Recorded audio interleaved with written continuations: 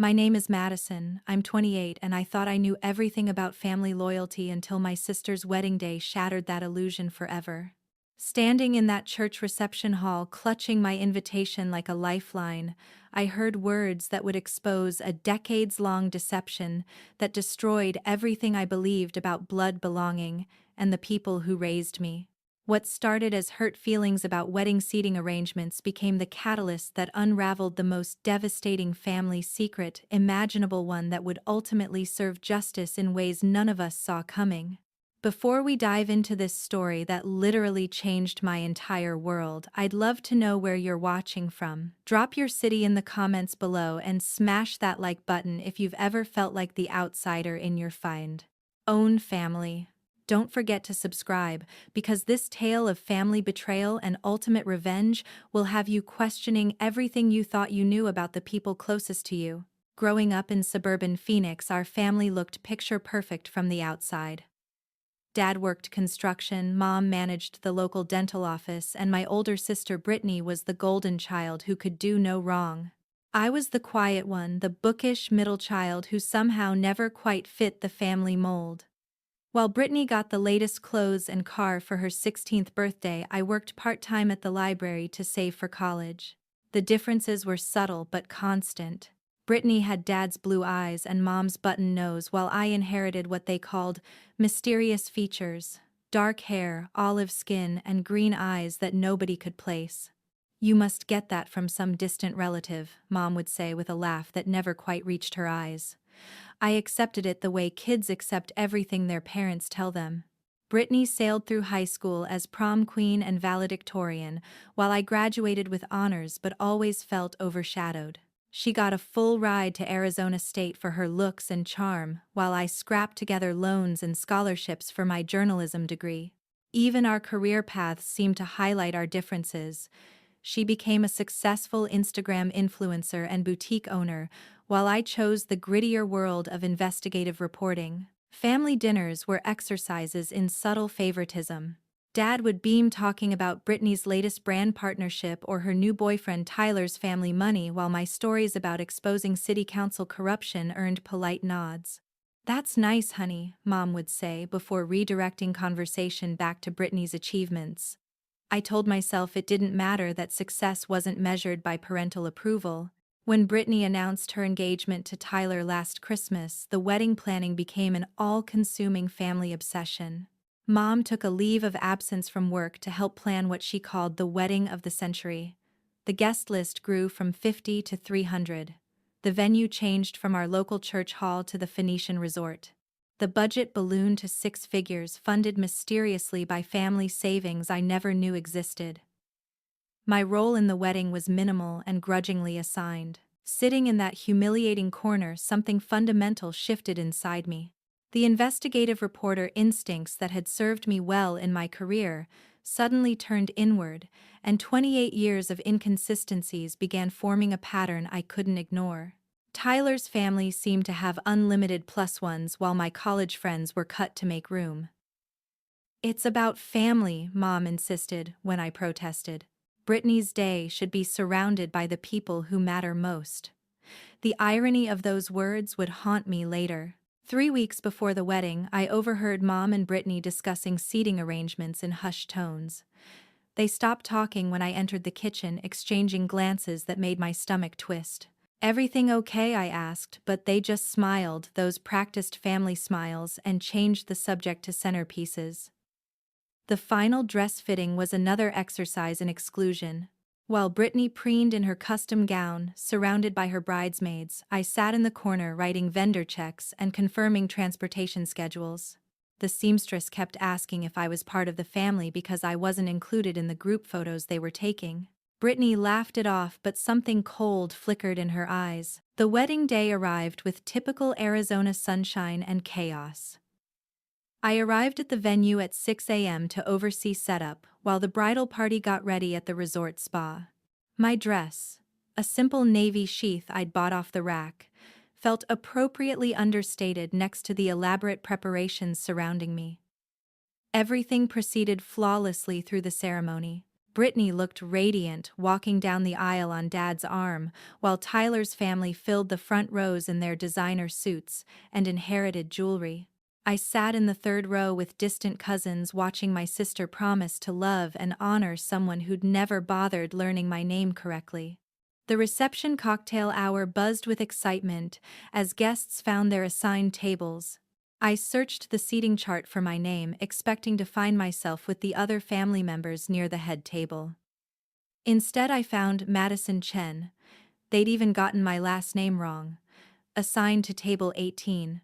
Table 18 sat literally against the back wall, partially hidden behind a decorative pillar. My table mates included Tyler's elderly great-aunt who needed a hearing aid, two college acquaintances of Brittany's who clearly didn't want to be there, and several other obvious overflow guests who'd been relegated to wedding Siberia. The slap in the face came when I approached Mom to clarify the seating mistake. She was holding court with Tyler's mother near the bar, both women resplendent in their mother-of-the-bride finery. "Excuse me," I said politely, "I think there might be an error with the seating chart." Mom's face tightened almost imperceptibly. "What kind of error, honey? My table assignment." "I'm listed for table 18, but that seems—" "That's correct," Tyler's mother interrupted with a smile that could freeze lava. "The front tables are for immediate family and close friends, you understand." The words hit me like physical blows. Around us, conversations continued, but I felt like everyone had stopped to witness my humiliation. "But I am immediate family," I managed to say. Mom's face flushed red. "Madison, please don't make a scene. You know how important today is for Brittany." "The front tables are for real family," Tyler's mother continued, her voice carrying just enough to be heard by nearby guests. "I'm sure you understand the distinction. Real family." The phrase echoed in my head as I stood there, 28 years of subtle slights suddenly crystallizing into sharp focus. Every family photo where I stood slightly apart. Every Christmas where my gifts were noticeably less expensive. Every achievement that was acknowledged with polite distance rather than genuine pride. I walked to table 18 on shaking legs, my cheeks burning with embarrassment. The elderly great-aunt patted my hand sympathetically. "Weddings bring out the worst in people, dear," she whispered. "Don't take it personally." 28 years of being treated like a distant relative in my own family had culminated in this moment of public rejection. As I watched Dad toast his beloved daughter and Mom dab at tears of joy, a cold anger began building in my chest. During dinner, I noticed how Tyler's parents whispered conspiratorially with mine, how they shared inside jokes and knowing glances. The way Dad deferred to Tyler's father with an almost desperate eagerness. The way Mom hung on every word from Tyler's mother like she was receiving wisdom from royalty. When the DJ announced the parent dances, I watched Dad walk Brittany around the floor with obvious pride while Tyler's father cut in smoothly. The symbolism wasn't lost on me. Even in this traditional moment, I was completely excluded from the family narrative being written. Sitting in that humiliating corner, something fundamental shifted inside me. The investigative reporter instincts that had served me well in my career suddenly turned inward, and 28 years of inconsistencies began forming a pattern I couldn't ignore. Why had I always felt like an outsider? Why were my features so different? Why did my parents seem more invested in impressing Tyler's family than celebrating their own daughter's wedding? The great-aunt beside me had been quiet through dinner, but as the evening wore on, she began sharing stories about Tyler's family. Her hearing problems meant she spoke louder than necessary, and I found myself learning details that made my skin crawl with recognition. "Tyler's grandmother was such a beauty," she said, showing me a faded photo from her purse. "Look at those distinctive features, the dark hair, olive skin, those unusual green eyes, rare coloring runs in their bloodline." My blood ran cold. The woman in the photo could have been my twin, just decades older. Same bone structure, same mysterious features that had never fit with the rest of my family's Nordic appearance. Don't forget to subscribe, because this tale of family betrayal and ultimate revenge will have you questioning everything you thought you knew about the people closest to you. In the bathroom stall, I started Googling Tyler's family name combined with adoption scandal, anything that might connect the dots forming in my mind. The first few searches yielded nothing, but then I tried a different approach. I searched my own birthday alongside Tyler's grandmother's name and the word adoption. What I found made me grip the bathroom wall for support. A brief mention in an old newspaper archive: local family seeks private adoption for infant daughter, discretion assured. Don't forget to subscribe, because this tale of family betrayal and ultimate revenge will have you questioning everything you thought you knew about the people closest to you. The bathroom door opened, and I heard familiar voices. Mom and Tyler's mother had entered, continuing a conversation that made my blood freeze. "It worked out perfectly," Tyler's mother was saying. "When Mother told us about the arrangement years ago, we never imagined it would come full circle like this." "We've kept our end of the bargain," Mom replied, her voice tight with stress. "Madison never suspected anything. She thinks she's really ours. The monthly payments helped, I'm sure. Especially when your husband's business struggled." Monthly payments. They had been paying my parents to keep me to maintain the lie.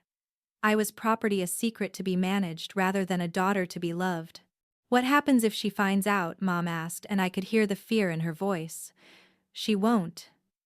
And if she does, well, she's just the adopted daughter of distant family friends. No real connection to us. Brittany is marrying Tyler regardless."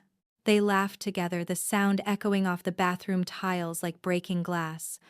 I sat frozen, afraid to breathe, afraid to exist in this space where my entire life was being dismissed as an inconvenient footnote. After they left, I remained in that stall for another 10 minutes, processing the magnitude of what I'd learned. I wasn't just the black sheep of the family. I wasn't even really part of the family at all. I was a business transaction, a monthly check, a problem to be managed until it was no longer relevant.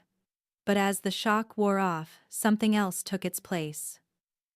Pure, crystalline rage at the deception, at the years of feeling inadequate when the truth was that I'd never been given a real chance to belong. They had taken my identity, my history, my sense of self, and sold it for monthly payments and social convenience. I was an investigative journalist trained to expose corruption and bring truth to light. And I had just uncovered the biggest story of my career. It just happened to be my own life. Walking back to table 18, I studied the room with new eyes. Tyler's family wasn't just wealthy. They were old Phoenix money, the kind of family that controlled local politics and business through generations of networking and influence. The kind of family that could make problems disappear and secrets stay buried. But they had underestimated one crucial factor: they had given away a daughter who grew up to be very good at digging up buried secrets. The wedding reception continued around me, but I was no longer a humiliated guest relegated to the back. I was an investigative reporter who had just found the story of a lifetime, and I was going to pursue it with everything I had. They wanted to keep me at the back table, away from the real family. Perfect. It would make it that much sweeter when I brought their carefully constructed world crashing down around them. As Brittany and Tyler cut their cake, laughing and feeding each other like the perfect couple they appeared to be, I was already planning my next moves. Birth certificates, adoption records, financial transactions. There would be a paper trail, and I was going to follow it until I had enough evidence to expose everything. They thought they could erase me from the family narrative I was about to write myself back in as the protagonist of their downfall. The next morning, I called in sick to work and drove straight to the Maricopa County Records Office. My journalism credentials got me access to archives that regular citizens couldn't reach, and I spent the entire day piecing together a puzzle that had been hiding in plain sight for 28 years. The adoption records were sealed, but cross-referencing birth certificates, property transfers, and business licenses revealed a pattern that made my stomach turn. My biological parents weren't Tyler's grandparents at all. They were his great-uncle and aunt who had died in a car accident when I was 6 months old. Tyler's grandmother had taken me in briefly before arranging the private adoption through a network of family connections. But the real bombshell came when I traced the financial records. The monthly payments to my adoptive parents hadn't just been support money, they were hush money. Tyler's family had been paying to keep me hidden because my biological father had been the sole heir to a significant trust fund that would eventually pass to his children. I was entitled to millions. The trust documents filed with the state 29 years ago clearly stated that any biological children of Marcus Chen, my biological father, would inherit equally upon reaching age 30. Tyler's family had known this when they arranged my adoption. They had paid my adoptive parents to hide my existence and raise me under their name, ensuring I would never learn about my inheritance. But there was more. Digging deeper into the family tree, I discovered that Tyler himself was only distantly related to the money. The trust was specifically designed to benefit Marcus Chen's bloodline, which meant Tyler had no legal claim to the fortune his family had been managing, and apparently stealing from, for decades. My hands shook as I photographed document after document with my phone. This wasn't just identity theft or adoption fraud. This was a multi-generational conspiracy to steal my inheritance, and they had manipulated my entire family to help them do it. I spent the next week gathering evidence, like I was building a case against corrupt politicians. Bank records showing the monthly payments, trust documents proving my inheritance, birth certificates confirming my parentage, insurance policies that had never been claimed in my name, property deeds that should have transferred to me years ago. But I also dug into something else: Tyler's family's current financial situation. What I found was shocking. Despite their appearance of wealth, they were leveraged to the hilt. The family business was failing, mortgaged against properties they didn't actually own. The monthly payments to my adoptive parents had been coming from my own trust fund, illegally accessed through forged documents and fraudulent management claims. They weren't just hiding my inheritance, they were spending it. The wedding expenses alone had cost nearly $200,000, all of it traceable back to accounts that legally belonged to me. Brittany's engagement ring, the honeymoon in Europe, even the down payment on their new house. Everything had been purchased with my money. As I compiled my evidence, I also investigated my adoptive family's role in the conspiracy. What I found broke my heart even more than the original betrayal. My adoptive father's construction business had failed multiple times over the years, and each time, Tyler's family had bailed him out in exchange for continued secrecy about my origins. My adoptive mother's dental office job was actually at a practice owned by Tyler's uncle. They weren't just complicit, they were completely financially dependent on the family that had stolen my identity. The monthly payments had stopped 6 months ago, right around the time Brittany and Tyler got engaged. Tyler's family had been planning this endgame for months. Marry into the family that had hidden me, cement their control over my inheritance, and finally cut all ties to the messy adoption they had arranged decades earlier. By Friday, I had enough evidence to destroy them all. But I wanted more than just legal victory. I wanted justice that would expose their cruelty and greed to everyone who had witnessed my humiliation at that wedding. I started with social media. Brittany's Instagram account was a carefully curated showcase of her perfect life, filled with sponsored posts and wedding photos that had already garnered thousands of likes. Using an anonymous account, I began commenting on her posts with carefully crafted questions about family history and inheritance law. Nothing actionable, just enough to plant seeds of curiosity among her followers. Then I reached out to my contacts in local media. As an investigative reporter, I had built relationships with editors across the valley who trusted my work. I pitched the story as a human interest piece about adoption and inheritance fraud, keeping my personal connection vague initially. But my masterpiece was the legal strategy. Rather than simply filing a lawsuit, I worked with a friend from law school to craft a comprehensive case that would not only restore my inheritance but also pursue criminal charges for fraud, identity theft, and conspiracy.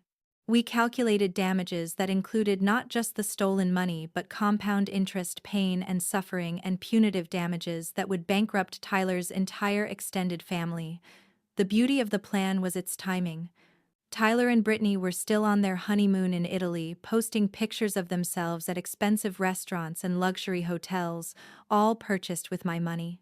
My adoptive parents were basking in the glory of having successfully married off their real daughter to a wealthy family. Tyler's parents were probably already planning how to access more of my trust fund now that their son was married to my adoptive sister. None of them had any idea what was coming. On the Monday morning, 2 weeks after the wedding, I set my plan in motion. I started by hand-delivering a comprehensive legal notice to Tyler's family attorney, demanding immediate access to all trust documents and an accounting of every penny that had been spent from my inheritance over the past 28 years. Simultaneously, I filed a police report for identity theft and fraud, complete with all my evidence and a request for criminal investigation. The detective assigned to the case was a woman I had worked with on previous investigative stories, and she immediately recognized the scope of what I was alleging. But the real coup de grace was my media strategy. I had convinced my editor at the Phoenix New-Times to let me write the story myself, a first-person exposé of inheritance fraud that would run as the cover story in their next issue. The headline would read, "Stolen Identity: How One Phoenix Family Stole My Life and My Millions." Tyler and Brittany returned from their honeymoon on a Tuesday evening, and by Wednesday morning their perfect world was crumbling. The legal notices had been served, the police investigation was officially opened, and advance copies of my article were already circulating among Phoenix's social elite. I was sitting in my apartment reviewing final edits of the article when my phone started ringing. First Brittany, then Mom, then Dad, then numbers I didn't recognize but assumed were Tyler's family members. I let them all go to voicemail, savoring the panic I could hear building in their increasingly frantic messages. Brittany's first message was confused. "Madison, what the hell is going on? Tyler's family is saying crazy things about lawsuits and investigations. Call me back right now." By her fourth message, the confusion had turned to anger. "I don't know what kind of sick game you're playing, but you need to stop this immediately. You're embarrassing our entire family with these ridiculous accusations." Mom's messages were more desperate. "Honey, please call me. We need to talk about this misunderstanding. There are things you don't understand about the situation." But it was Tyler's mother who left the most revealing voicemail. "Miss Chen, I think there's been a serious miscommunication about your family history. Perhaps we could meet privately to clear up any confusion before this gets out of hand." The fact that she used my real last name, Chen, not the adopted surname I'd grown up with, told me everything I needed to know. They were already preparing their defense, trying to minimize their culpability and control the narrative. Thursday morning, my article hit the stands and was posted online simultaneously. By noon, it had been shared over 10,000 times on social media. Local news stations were calling for interviews. The Phoenix Business Journal was preparing a follow-up investigation into Tyler's family business practices. That afternoon, they all showed up at my apartment. I watched through my peephole as the entire conspiracy gathered in my hallway. My adoptive parents, Tyler's parents, Brittany, and Tyler himself, fresh off the plane from Italy and looking like he'd seen a ghost. They were arguing in hushed but heated tones about who should do the talking and what their strategy should be. When I finally opened the door, the silence was deafening. "We need to talk," Dad said, his face gray with stress. "I'm sure you do," I replied, not inviting them in. "But I think we're past the point of family conversations. My attorney will be in touch about scheduling depositions." "Madison, please." Mom stepped forward, tears in her eyes. "You don't understand what you're doing. This will destroy everything." "Good," I said simply. "Everything deserves to be destroyed." Tyler's mother pushed forward, her composure cracking. "You ungrateful little—" "Careful," I interrupted. "You're already looking at criminal charges. You really want to add threats to the list." "Criminal charges," Brittany's voice was shrill. "Madison, this is insane. These people helped you, they gave you a family, and this is how you repay them." I looked at my sister, my adoptive sister, I corrected myself, and felt a strange mix of pity and fury. She genuinely didn't understand what had been done to me, how I'd been used as a pawn in a financial scheme that had enriched everyone around me while keeping me in the dark about my own identity. "They didn't give me a family, Brittany," I said quietly. "They stole my real family and sold me to the highest bidder." They've been spending my inheritance for 28 years while letting me believe I was the unloved black sheep who didn't deserve a seat at the front table. Your inheritance, Tyler finally spoke, his voice weak. What inheritance? I smiled and it felt sharp as broken glass. The $10 million trust fund my biological father left me. The one your family has been illegally accessing since I was 6 months old. The money they used to pay for your wedding, your house, your entire lifestyle. The color drained from Tyler's face. $10 million, plus interest and damages, I confirmed. My lawyers estimate the total claim at around $15 million by the time this is settled. Tyler's father stepped forward, attempting to regain control. Now look, there's clearly been some misunderstanding. The only misunderstanding I cut him off is that you people thought I was too stupid to figure it out. But here's the thing about investigative reporters. We're really good at uncovering inconvenient truths. I pulled out my phone and started recording. Now, since you're all here, would you like to make any statements for the record? The police are very interested in hearing your side of the story. They scattered like cockroaches when the lights come on. Tyler's parents hurried toward the elevator, whispering urgently. My adoptive parents lingered, Dad trying to find words that wouldn't come, Mom crying openly. But Brittany stayed staring at me with something between hatred and disbelief. You're really going to destroy all of us over money? She asked. This was never about money, I replied. This was about 28 years of being treated like I didn't belong in my own family. This was about being told to sit by the wall because the front tables are for real family. This was about discovering that everything I believed about myself was a lie designed to steal from me. But we are your real family, she said desperately. Your inheritance, Tyler finally spoke, his voice weak. What inheritance? I smiled and it felt sharp as broken glass. The $10 million trust fund my biological father left me. The one your family has been illegally accessing since I was 6 months old. The money they used to pay for your wedding, your house, your entire lifestyle. The color drained from Tyler's face. $10 million, plus interest and damages, I confirmed. 6 months later, I was sitting in the front row of a packed courtroom watching the final chapter of my revenge story unfold. The criminal trial had been swift and decisive. Faced with overwhelming evidence and multiple felony charges, Tyler's parents had pleaded guilty to fraud, conspiracy, and identity theft. They were each sentenced to 5 years in federal prison and ordered to pay full restitution. The civil case was even more satisfying. Not only did I recover my entire inheritance with compound interest, but the judge awarded additional punitive damages that effectively bankrupted the entire conspiracy. Tyler's family lost their businesses, their properties, and their social standing. My adoptive parents lost their house and faced their own criminal charges for their role in hiding my identity.